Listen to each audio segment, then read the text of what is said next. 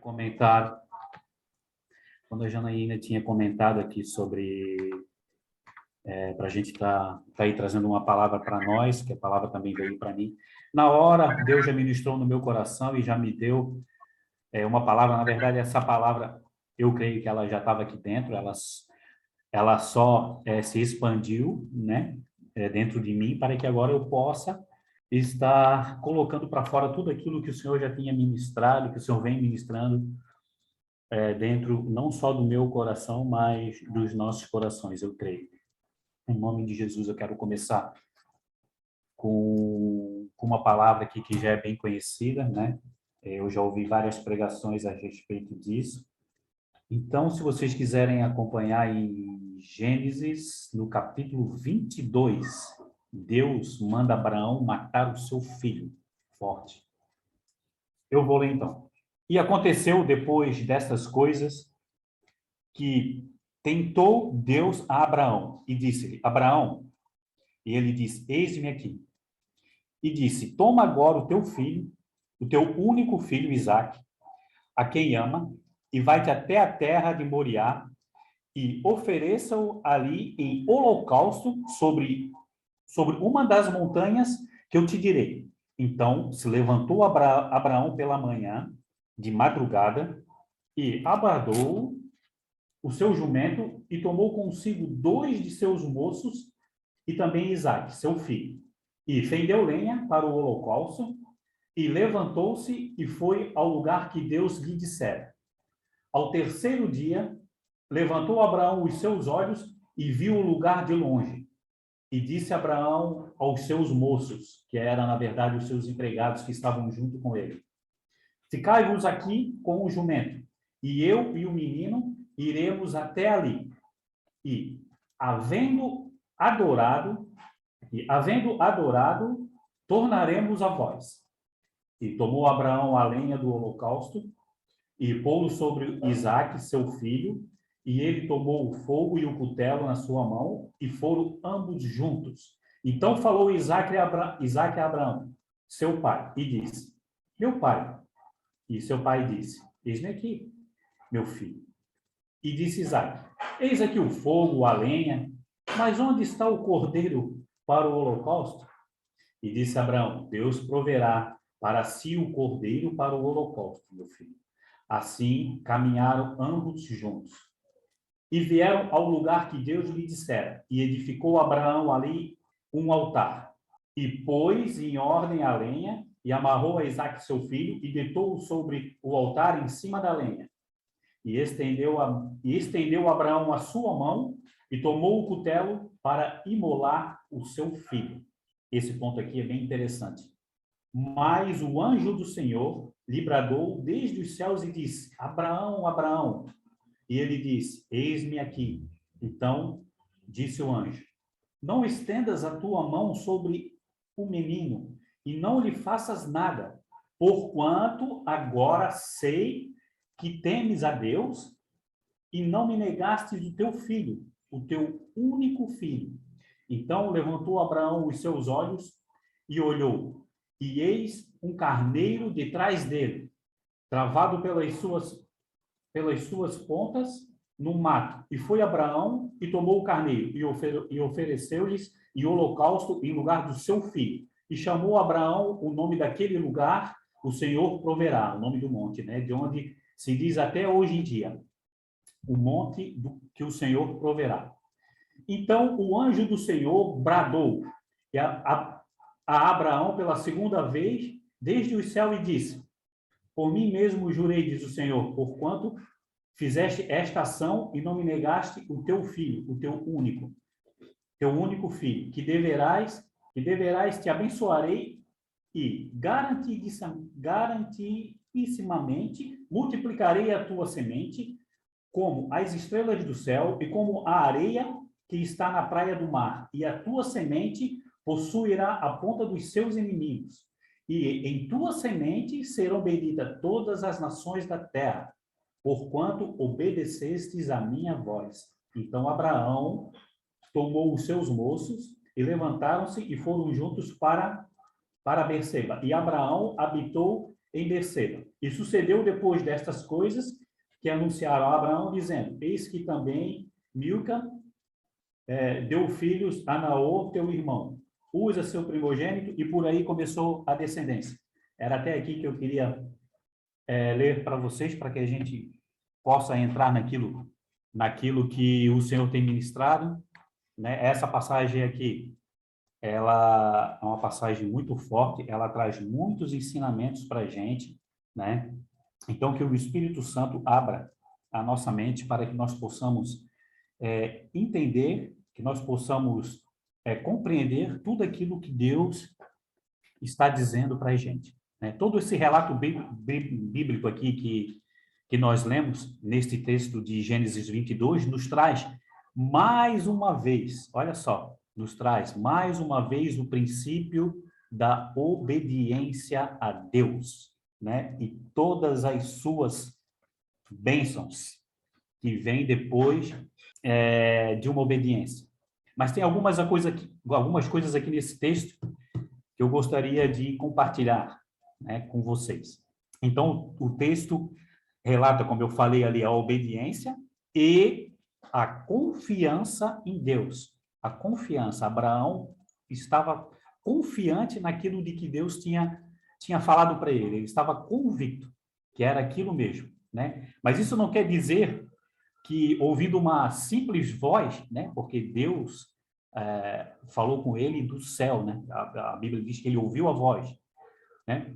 Sabe-se de lá, de onde que veio essa voz? O pai pega o seu filho e simplesmente sai para sacrificá-lo.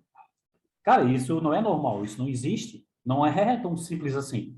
Claro que para a gente entender tudo isso, nós devemos ter um pouquinho do conhecimento de todo o contexto que relata essa história, referente a isso que o texto aqui relata para a gente, né? Por isso, a importância de estarmos sempre lendo a Bíblia, para que possamos entender, porque muitas vezes a palavra de Deus para a gente é dita como loucura. Isso aqui, na verdade, é uma loucura, né? Para que possamos entender e não sermos enganados pelas setas inflamadas de um fogo que consome todo o nosso entendimento, né? Todo o nosso entendimento que fica lançado, que o inimigo lança contra a gente, né? O nosso acusador, Satanás, Belial, a serpente, todos esses nomes miseráveis aí que a gente conhece. Por isso que nós devemos ter a convicção daquilo que nós estamos ouvindo, se é realmente Deus ou se é Satanás, porque ele veio para matar, roubar e destruir, mas ele veio para nos confundir, para que ele possa tirar essa bênção, que é o poder de ouvir a Deus, certo? E eu separei uma palavra bíblica aqui para a gente entender mais ou menos o que eu quero dizer aqui. Em Efésios 6,16, a gente já viu vários estudos sobre a armadura de Deus, mas tem uma aqui específico que eu quero ler, eu até deixei anotadinho aqui. Efésios 6, do versículo 16, relata isso aqui.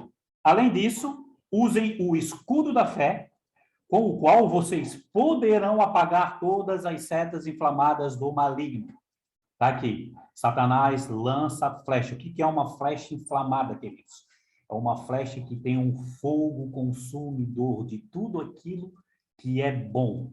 Tudo aquilo que nós temos de bom. O inimigo vai lançar aquela seta, vai lançar um fogo para consumir isso e nos fazer com que nós não acreditamos nas coisas que Deus nos fala, ou que Deus está tentando nos dizer. Ele quer nos atrapalhar, né? Por isso que eu sempre falo a importância de estarmos sempre cientes daquilo de que Deus está querendo nos dizer, né? Quando Abraão ouve a voz que vinha lá do céu, ele teve a certeza absoluta que era Deus que estava falando com ele, sem dúvida alguma. Por quê? Porque ele já conhecia o que ele seguia. não foi de uma hora para outra. Aqui tem uma história por trás disso tudo, tem uma vida inteira. Então, não foi assim, de uma hora para outra que ele ouviu aquela voz. Não, ele já conhecia Deus, então não tinha como ele ser enganado por Satanás. Né? Tá aí mais uma dica para a gente, que nós devemos conhecer a Deus. A gente tem que saber quem que é Deus. Isso é um dos pontos mais importantes nessa história aqui, que a gente deve trazer hoje para as nossas vidas, que é o conhecimento não só das Escrituras, mas quem que é Deus, né? Quem nós temos ouvidos? Olha só. A quem estamos ouvindo? Nós conhecemos quem está falando? Será que a gente sabe quem é? Será que sabemos quem está murmurando nos nossos ouvidos? Porque Satanás, além de ser sujo, tão sujo, ele vem com coisas boas também para nos confundir. Satanás não vai trazer coisas ruins, assim, de cara. Né? Já vai vir com, pecadão, puf. Não, peraí. Ele é astuto. Ele conhece as Escrituras muito mais do que nós podemos imaginar. Né? Ele é um expert nisso daqui. Eu até vi uma postagem que fizeram, Satanás sentado, né? Uma figura representando Satanás sentado com a Bíblia na mão estudando. Então, só para a gente ter uma noção, né? Para quê? Para nos tirar desse propósito de Deus. Ele quer nos desviar do caminho, porque ele sabe da promessa que nós temos em Deus. Satanás sabe daquilo que Deus tem para nós. E assim, como ele já é um perdedor, ele vai querer fazer com que sejamos perdedores também. Ele não vai querer deixar com que nós alcançamos as bênçãos de Deus, né? Porque nós só conseguimos chegar no alvo, né, nas bênçãos do Senhor, se nós seguimos o caminho. Se acontecer alguma coisa que a gente se desviar, com certeza, se nós não voltarmos para o caminho do Senhor, a gente não vai alcançar essa bênção. Não tem como. Porque a Bíblia inteira fala de uma obediência. Né? A gente já viu vários estudos sobre isso. Então, só para a gente ter uma noção aqui do que eu estou falando, e numa base bíblica, eu vou ler mais uma vez para vocês Mateus capítulo 4. Deixa eu ver aqui, Mateus capítulo 4, do versículo 8.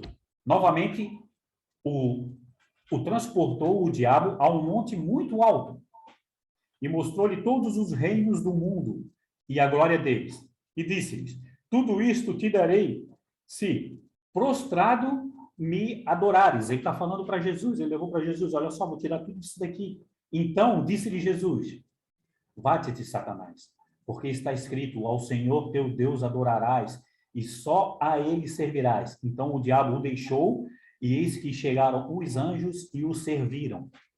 Eu só peguei isso daqui como exemplo, claro que um pouquinho mais atrás ali a gente vai ver tudo aquilo que Satanás oferece, né, para Jesus, oferecendo coisas boas para Jesus. Aos nossos olhos, quando a gente vai ler a Bíblia, da religiosidade que nós trazemos, não sei o que. Cara, qualquer ser humano que não esteja na presença de Deus, cai nisso daqui. Não adianta. Cai nisso daqui. Vendo um ser tão poderoso, que ele tem o poder, sim, de fazer tudo isso, porque Deus deu esse poder para ele, o que ele vai querer fazer? Ele vai colocar numa bandeja maravilhosa para a gente se servir. Né? Então, a gente cai, sim. A gente cai se nós não estivermos firmes na palavra do Senhor. Se nós não estivermos atentos àquilo que o Espírito nos diz. Porque, como eu falei, Satanás também vai tentar fazer de tudo para nos tirar desse propósito. Por isso a importância de saber discernir se quem está falando é Deus ou Satanás. Meus queridos, não é fácil. É muito difícil. Às vezes a gente acha, é fácil, é só ler a Bíblia e Deus. Não. Tem muitas coisas por trás disso, o mundo espiritual é tremendo. Enquanto nós estamos falando aqui, eu creio que há uma batalha espiritual muito grande ao nosso redor.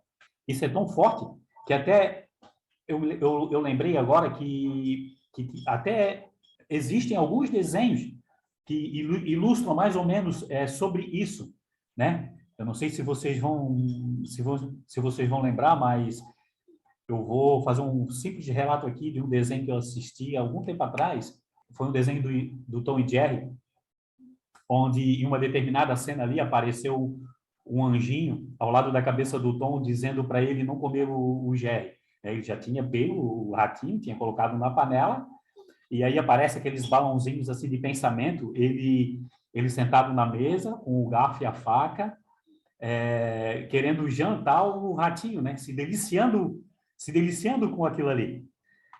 E na mesma hora, do outro lado, né, apareceu outro anjinho ali, dizendo para ele não fazer aquilo, né? Para ele não comer o ratinho. Daí começou a aparecer, tipo assim, na memória do Tom, as coisas boas que os dois viveram, né? O anjinho do bem estava tentando mostrar para ele uma coisa boa do Jerry, que não era para ele comer o Jerry, enquanto o anjinho do mal, né, estava querendo fazer com que o Jerry comesse o seu amigo, né, o ratinho. Então, cara, para os desenhos mostrarem isso daí, com certeza, a pessoa que descreveu essa cena, ela tinha realmente esse entendimento sobre as vozes que nós ouvimos, tanto as vozes do bem quanto as vozes do mal. Então, há uma guerra muito grande a respeito disso. Se nós não estivermos revestidos,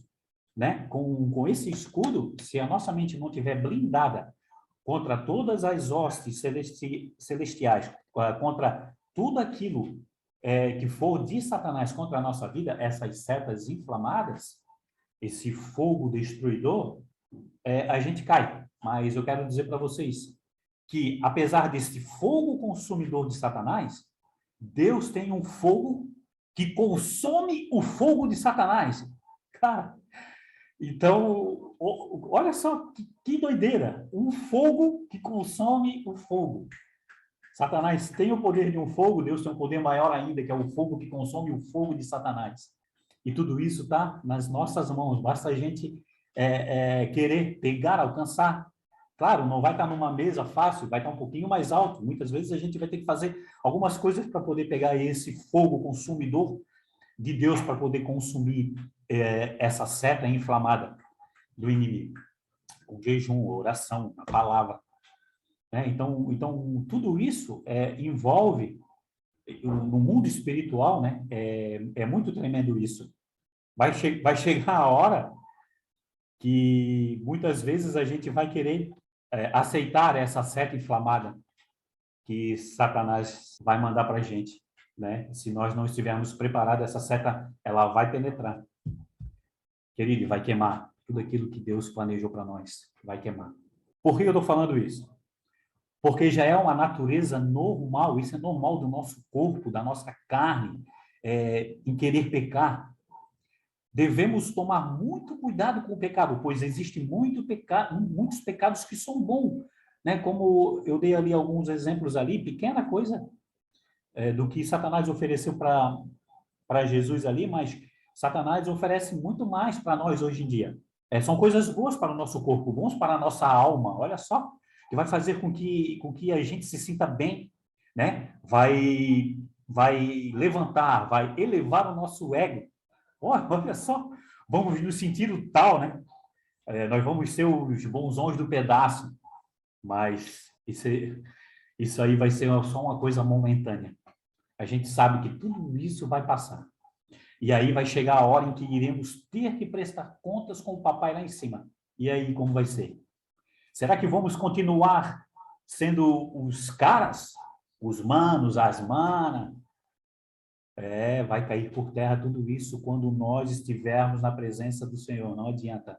Nós vamos ter que prestar contas de tudo aquilo que fizemos ou que deixamos de fazer também. Aí que mora o perigo.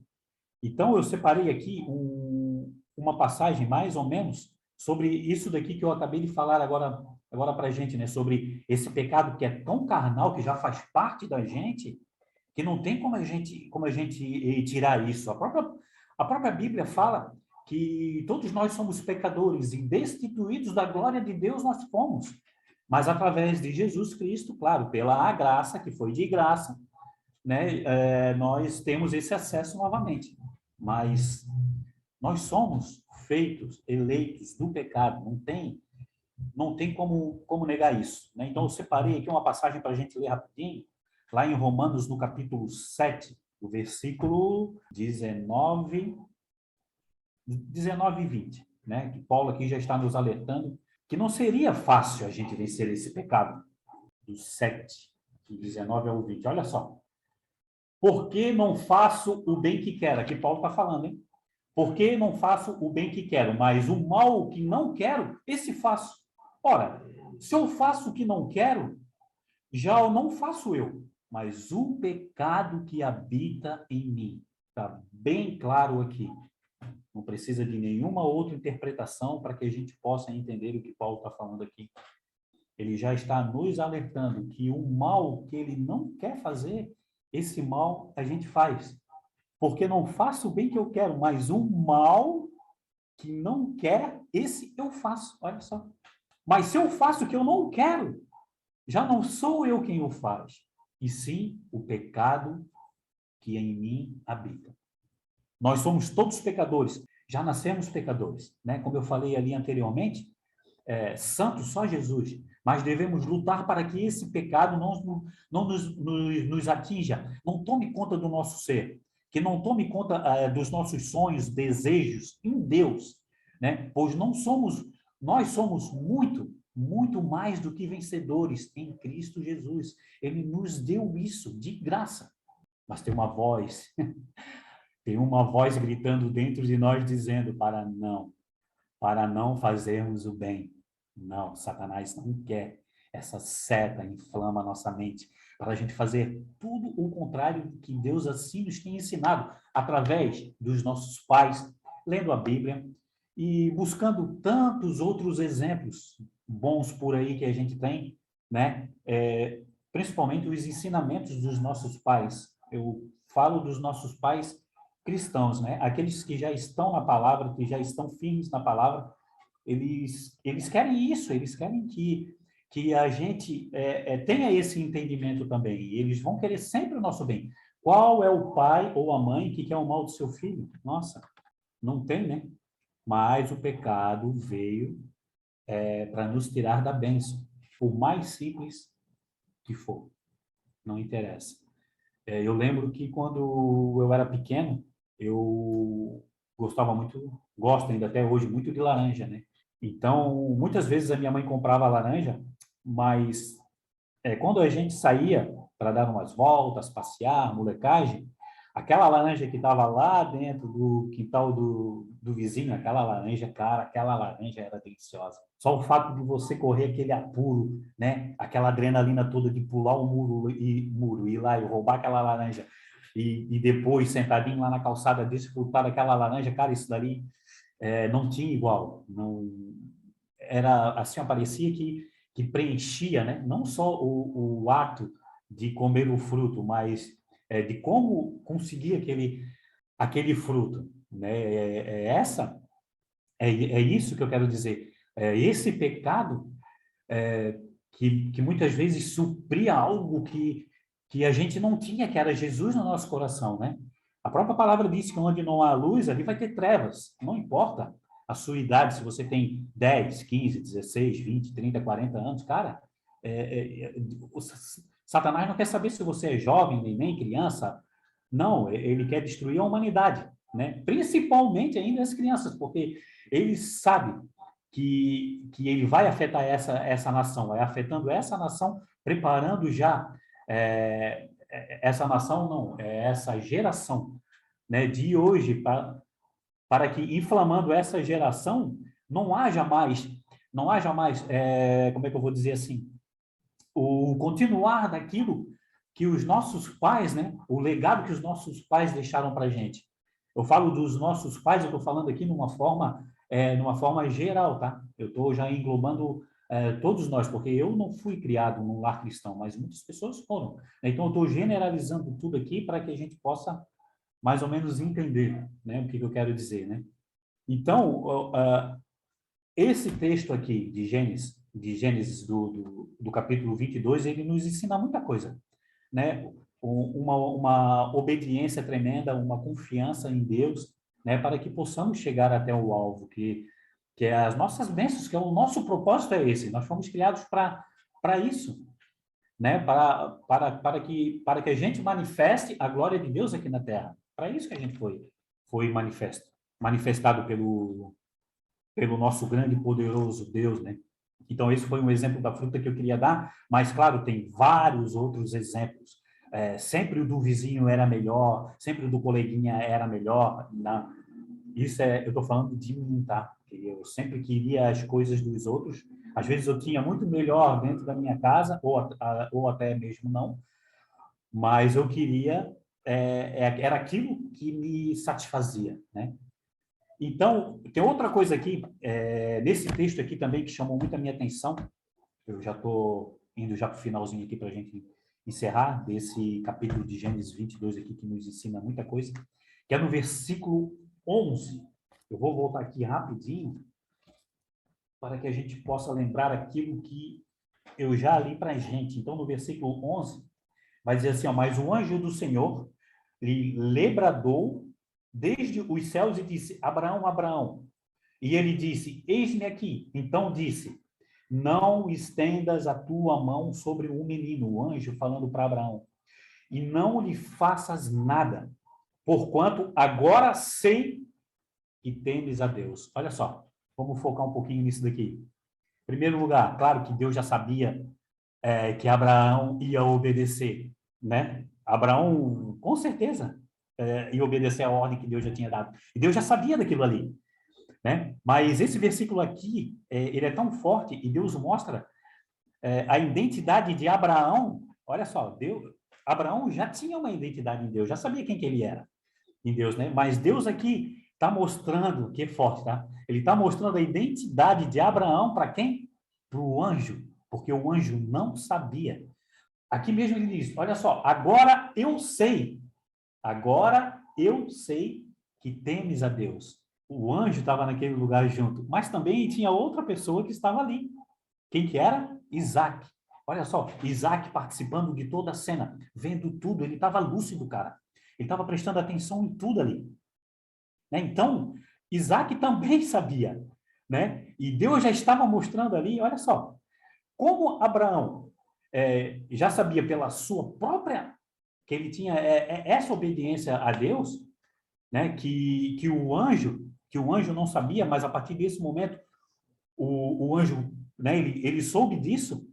E Isaac também não sabia quem que era o seu pai em Deus. Ele via muitas vezes, eu creio que ele via muitas vezes Abraão conversando com Deus, né? Fazendo tudo aquilo que Deus ordenava. Mas de chegar a esse ponto, cara, é muito forte isso daqui. A Bíblia ela não traz assim um relato mais profundo. Ele não traz pelos olhos do menino, né? Vai trazer aqui numa visão espiritual, em cima um contexto que envolve tudo aqui. Mas se a gente for pegar e nós nos colocarmos no lugar dessa criança, cara, meu Deus do céu. Então, mesmo sendo uma criança ainda, Deus mostra a Isaac, olha só, a importância da obediência para que seja cumprido o verdadeiro propósito de Deus na vida de quem? De Abraão também, mas na vida do próprio Isaac. Porque ali começava a descendência. Ali ia começar tudo aquilo que Deus havia prometido a Abraão. Né? Então, o Isaac foi o princípio disso daqui. Então, Deus queria mostrar também para Isaac que o seu pai tinha uma identidade fiel, né? Firme e confiante no Senhor, passando de pai para filho. Né? Nesse momento, Deus mostra a Isaac como que ele iria ter que se comportar dali para frente agora. Né? Então, o Isaac ali agora ele já tem um propósito. Deus já traçou também o propósito na vida dele. Né? Deus faz uma promessa a Abraão, mas essa promessa ela se alarga, ela se estende a Isaac também. Todas essas promessas, olha só, promessas e propósito de Deus na vida dos nossos pais, que são fiéis a Deus, como eu tinha falado, né? Eu estou aqui generalizando tudo, que estão no caminho do Senhor, que são obedientes a Deus, com certeza nos afetará também nós filhos. Toda promessa que Deus fez aos nossos pais, ela vai se alastrar, né? Ela vai contagiar nós, filhos, que estamos próximos dele. Então, Deus também mostra isso aqui, né, aqui nessa passagem. Por isso, mais uma vez aqui, eu friso bem isso, né, a importância que nós devemos ter de conhecer a Deus desde já, desde agora, para a gente ter a certeza de quem está falando, se é Deus ou se é Satanás. E com certeza aqui, Abraão sabia, né? Abraão já tinha previsto tudo isso, o que iria acontecer, porque ele tinha essa confiança toda em Deus, né? Anjos, demônios, pessoas que invocam espíritos, exorcistas, cara, e por aí vai. Nenhum desses sabe realmente o que Deus preparou para cada um de nós. Não adianta.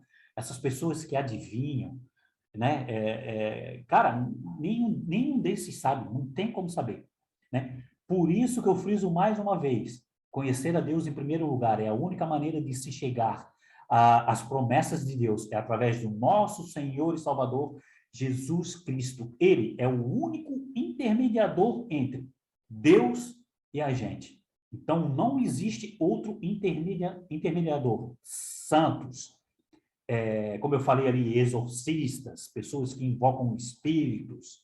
Cara, não tem como. Não tem como. É isso daqui que eu queria trazer para vocês, essa palavra tremenda aqui, né, do capítulo de Gênesis 22, que traz tantas coisas boas que nos ensinam como estar caminhando, né, na presença do Senhor, aquilo que Deus promete, Ele vai cumprir as promessas de Deus. A gente vê hoje um mundo aí com bilhões e milhares de pessoas, né, descendência disso tudo, descendentes da promessa, né, que veio através disso daqui, da obediência. Mas identidade é igual à promessa. Muito obrigado, né, que o Senhor possa fazer com que essa semente lançada nos nossos corações, no meu também, possa germinar firmemente com uma raiz bem erradicada nos nossos corações, uma raiz que seja quase impossível de ser arrancada por essas setas inflamadas que a gente acabou de ler aqui de Satanás, que o fogo poderoso consumidor do nosso Senhor Jesus Cristo esteja revestindo o nosso coração, para que quando essa seta vier, ela seja queimada pelo fogo consumidor do nosso Senhor, do nosso Deus, do nosso poderoso amado, em nome de Jesus. Muito obrigado, que o Senhor seja louvado grandemente em nossos corações. Amém.